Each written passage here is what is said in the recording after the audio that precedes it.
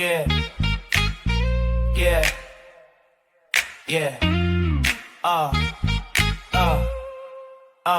yeah, it's your boy E-Man, Falcons Pandemic, we on that plan, all the hype in the city, let me break it down.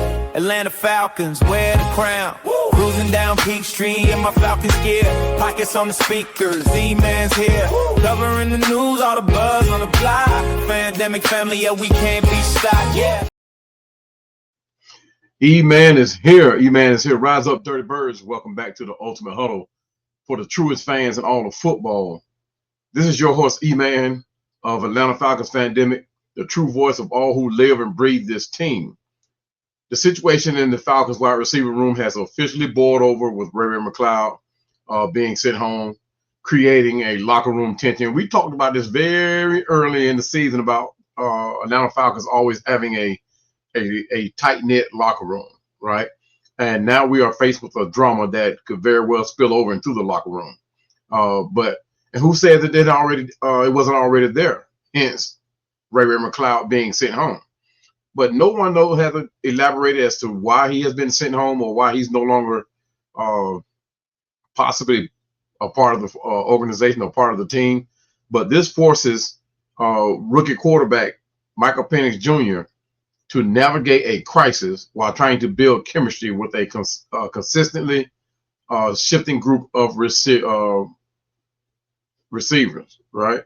Ray McCloud was abruptly sent home for a private matter, they're saying, leaving a massive hole in the Falcons offense and special teams.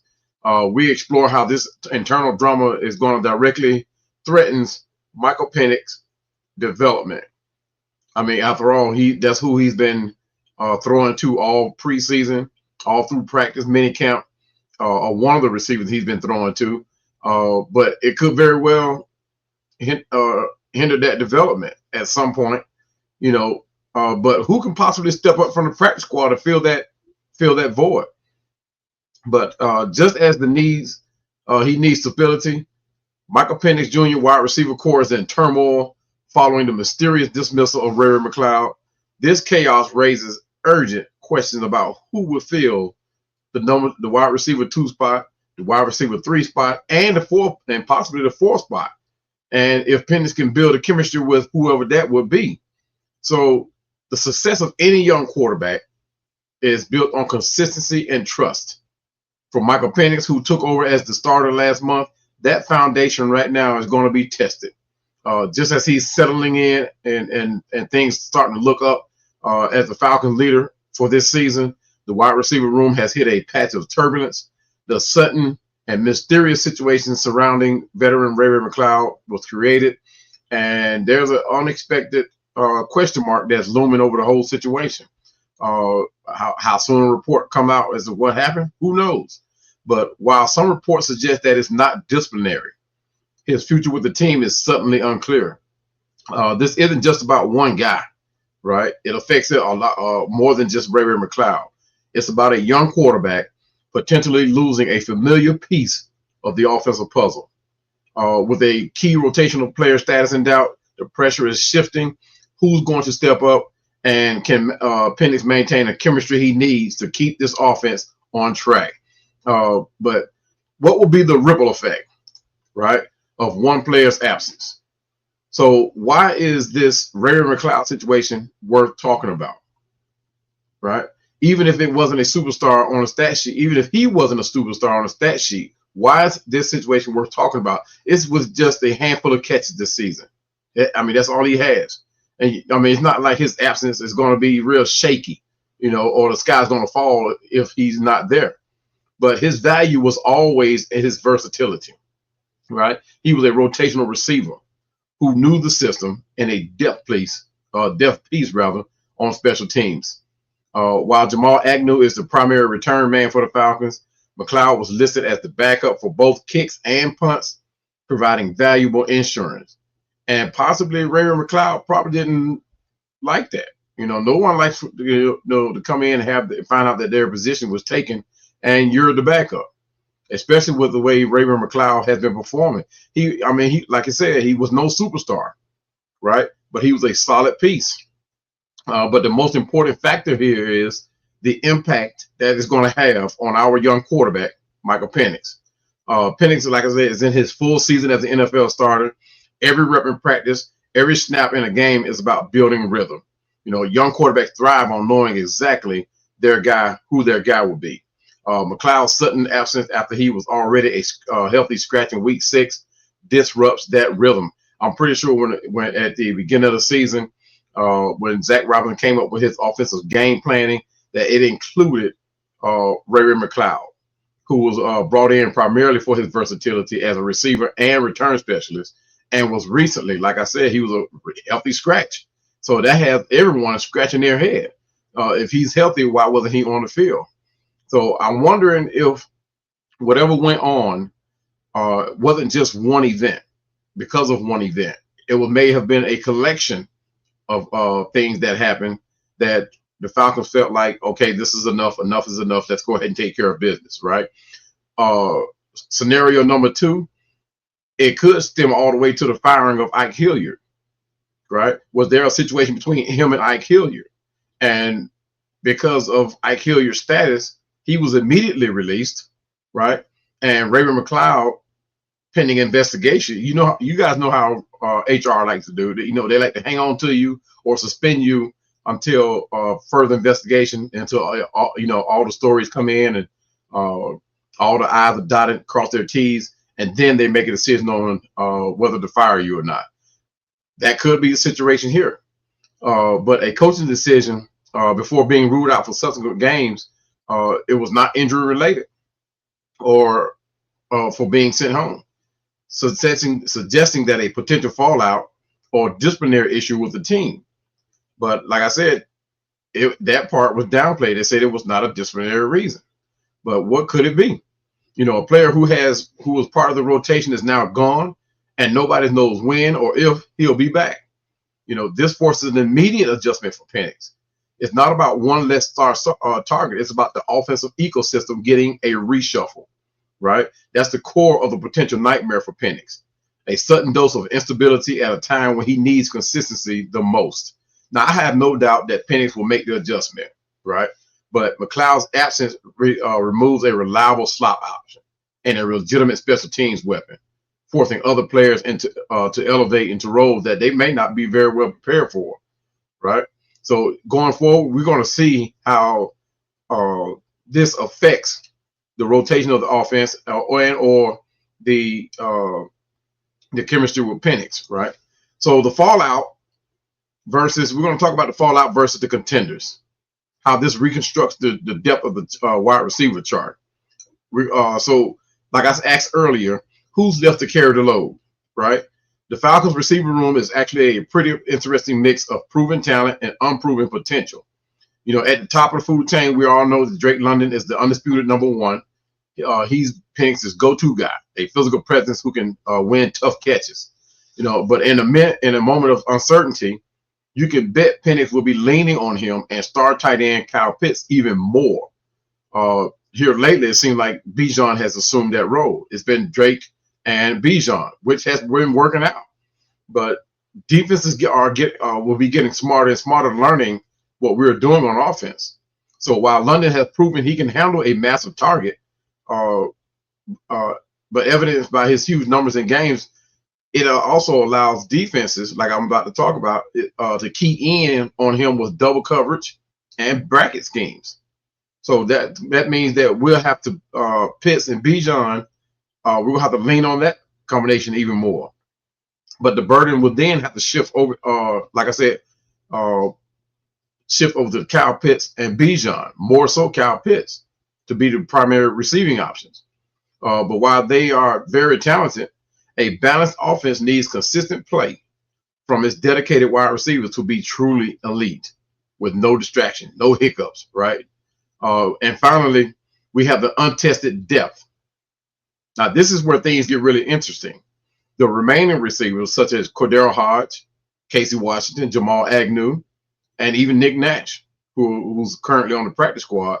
And we have 3 or 4 more that could, that have been filling in as career depth players. Also playing special teams, And, like I said, Nick, who's the young, unproven talent. But let's talk about Kadero Hodge. Hodge is the coach's favorite, a reliable veteran who's an excellent blocker and rarely drops passes. He's been listed as the starter for a reason. The question for Hodge has always been about volume. Can he step up from being a dependable role player to someone who commands more targets? The opportunity is right here in front of him. He's going to get that opportunity. Then you have the next wave of guys. This is where someone needs to emerge. There's a second-year player, Casey Washington, who is still finding his place in the NFL. And for some reason, that chemistry hadn't quite been gelling with Michael Penix. But it's really going to have to manifest if he's going to remain or even be considered for the number 3 spot or even the number 4 spot, right? Then there's David Sills. He also provides depth. And then lastly, we have Jamal Agnew, the team's explosive return specialist. Agnew is an intriguing X factor. We know he's electric with the ball in his hands, but can the coaches expand his role beyond gadget plays and trust him as a true slot receiver?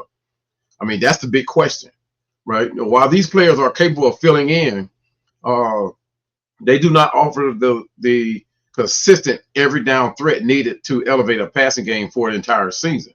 But the plus side is at this point, we don't need them for an entire season. We're halfway through the season. So we just need them to fill in for 8 more games. So between 4, maybe 5 receivers, hopefully one of those guys can step in and be a consistent weapon for Penix at the number 3 spot in the slot or otherwise. But now all eyes are on Darnell Mooney. While the Falcons signed him, he was supposed to be the explosive deep threat to complement London. With McLeod being sidelined, Mooney's role as the reliable number 2 becomes absolutely critical. That's why hopefully that he won't force himself to come back if he's not 100%, right? We need him to be completely 100%. But the pressure's on him to come in and be consistent, be that consistent threat. And that's not a new role for him. He's been that before. But the depth behind him just got thinner. He can't just be a home run hitter. He needs to be the guy Penix can count on snap after snap, right? Because there are times when Drake London have to come out of the game, and he bumps up into on certain plays will be that number 1 guy. So he has to be 100% healthy, and then 2, he's going to have to be consistent and relied upon, right? But now we're at the point of the next man up mentality, right? And so far we have been doing very good. I'm gonna say we've been doing an outstanding job on plugging guys in. That's been next man up. When Caleb McGarry went down, Elijah Wilkinson came in. He's been playing phenomenally. I mean, he's been having an outstanding season, right? We lost Drew Dahlman at the center spot. Newzil has filled in very nicely. Even at the left tackle spot, we lost Jake Matthews to an injury, and Michael Jarrell, another plug-in, he's been filling in very nice. He did an excellent job against Buffalo, against Ed Oliver, one of the toughest defensive tackles in the league. So he did a very good job. So far so good with us with the next man up mentality. But when a rotational player is unexpectedly out, the first place you look is at the practice squad, right? For the Falcons, this means some young, hungry guy who has been working behind the scenes and now has a shot, right? And like I said, so far so good, we've been doing it. But let's be clear. These guys aren't household names, but the guys on the practice squad have a huge advantage over any free agent you can sign off the sheet. They know the playbook. They've caught passes from Penix in practice, and they can be activated and plugged into the system very quickly over somebody we go and get in free agency. Now, you may say, well, you can draw a play in the dirt and a free agent receiver can go run that play, but that chemistry has to be there, right?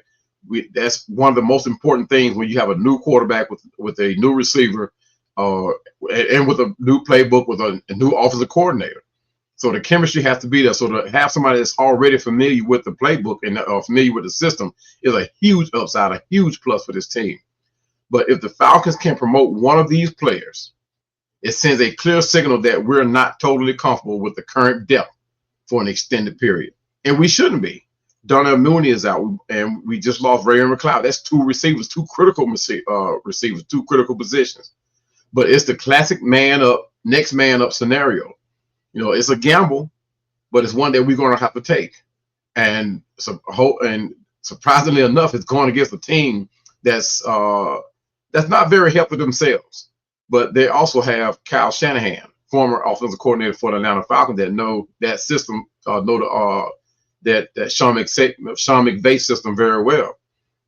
So, but we're not going to think about it like that. We're going to throw our men in the game like they've been playing there all year, right? But throwing a player with little to no NFL experience into the fire and expecting them to build instant chemistry with the quarterback, that's tough, right? But depending on how long McLeod is out, if he's ever going to come back, the Falcons might not have a choice. It's a situation to watch closely, as the promotion would tell us a lot about how the team views this hole in the roster. But like I said, we've done a phenomenal job at plugging guys in that we've called on to be the next man up, right? So let's talk about the true impact on Penix. How does this all affect Penix, right? He's a young quarterback. He's a smart quarterback, and he learns quick. But let's circle back to the big question. Is this situation truly a nightmare for Michael Penix Jr.? Well, the answer is a little complicated. If you think a nightmare is a total lack of talent, then no. That's a total overreaction. The Falcons still have a legitimate number one in Drake London, a upside speedster in Darnell Mooney. Hopefully he'll be back. And a thrusty veteran in Cordero Hodge, who has been a solid piece for the Falcons for years. There are enough weapons on this team here to run a solid offense. I honestly, myself, I would love to see Nick Nash be brought up.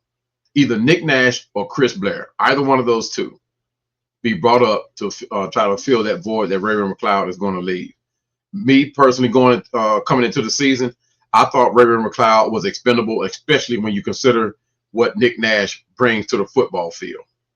But however, if you define a nightmare as a sudden disruption of instability or stability for a young quarterback who is trying to solidify his place, then yes, this is the kind of scenario that you try to avoid. You know, the problem isn't the names on the jerseys. It's the sudden shuffling of the roles. Penix was building a rhythm with a specific group, and that group has now been fractured. But luckily, Zach Robinson or Raheem Morris has had the foresight to try to force Bijan Robinson. I'm not going to say force, because Bijan Robinson is next level, but to instill Bijan Robinson significantly in the passing game, and it has worked. So, but when you, at some point, that bracket is going to get built around Drake London and Bijan Robinson. I mean, personally, I don't care what kind of defense you bring at Bijan. Like I said, he's next level. You're going to have to come very special with something special to stop him. But Penix was building a rhythm with a specific group, and now that group has been, has a hole. It creates a domino effect. Will Penix feel like he has to force the ball to London or Pitts? Will he hesitate to trust a newer face in a key moment?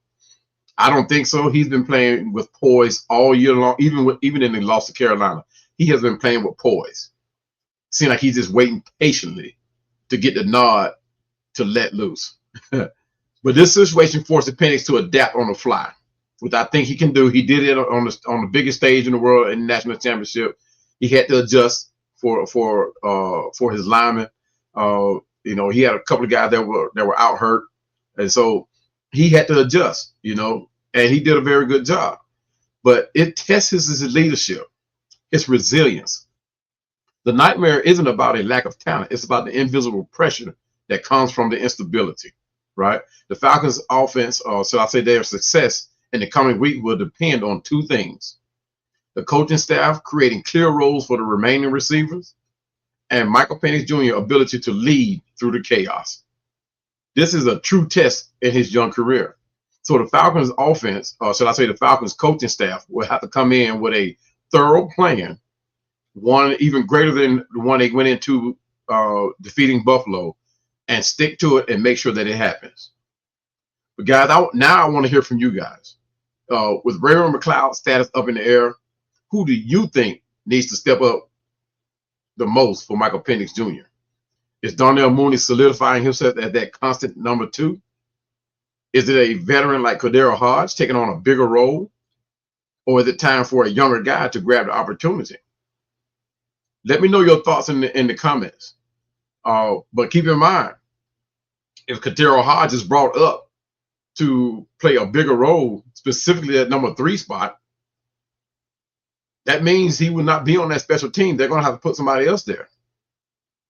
I just don't see them having Cordero Hodge unless he just wants to do it. I don't see it happening. If he grabs that number 3 spot, he's not going to go play special teams.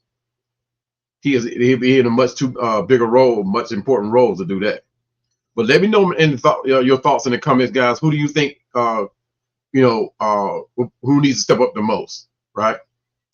So in conclusion, guys, to wrap this all up, the Atlanta Falcons wide receiver room is in a state of uncertainty.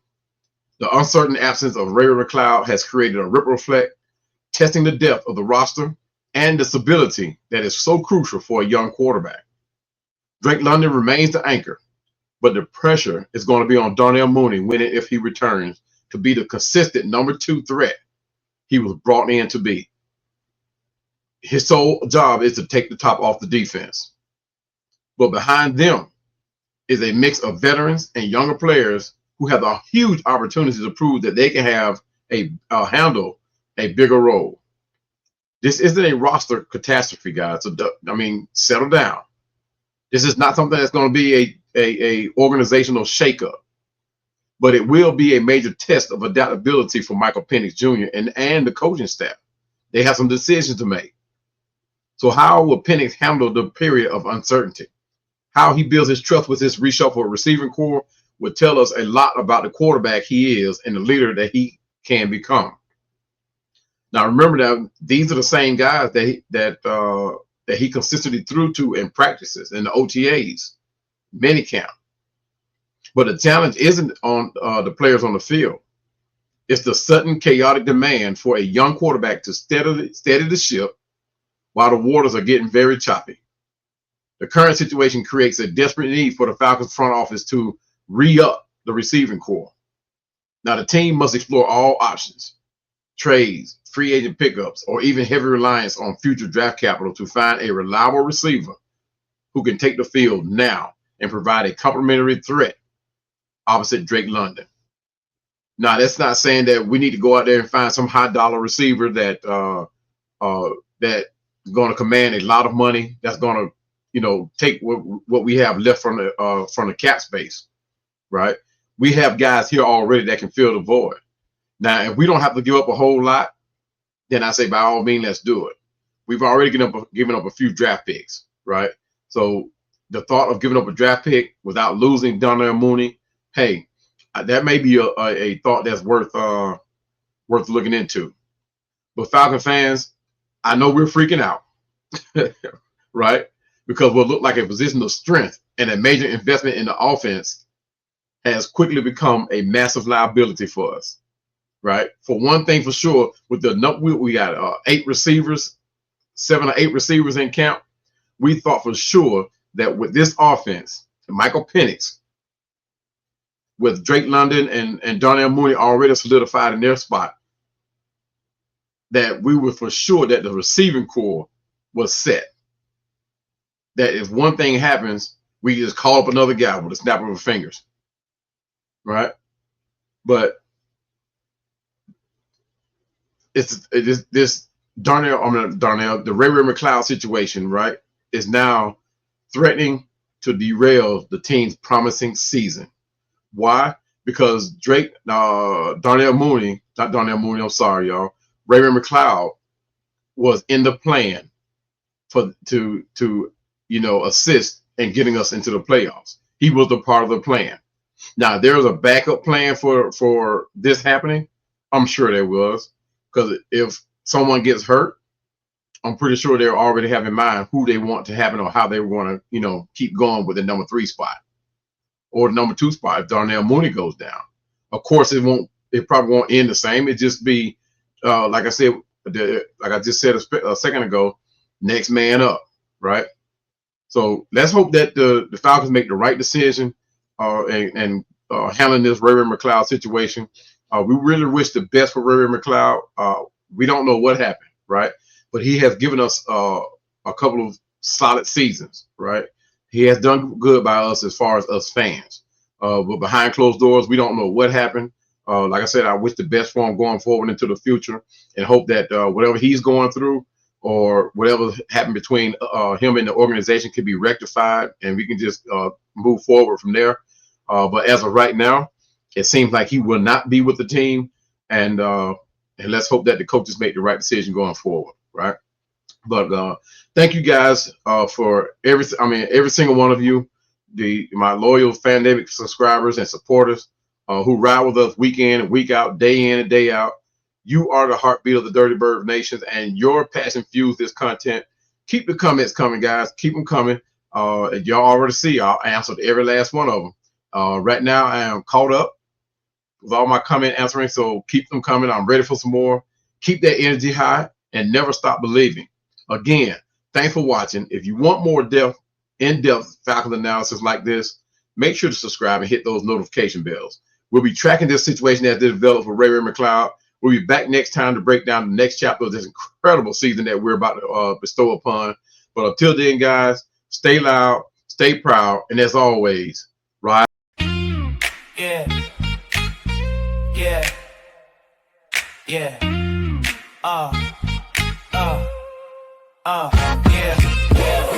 Yeah, it's your boy E-Man. Falcons Fandemic, we on that plan. All the hype in the city, let me break it down. Atlanta Falcons, wear the crown.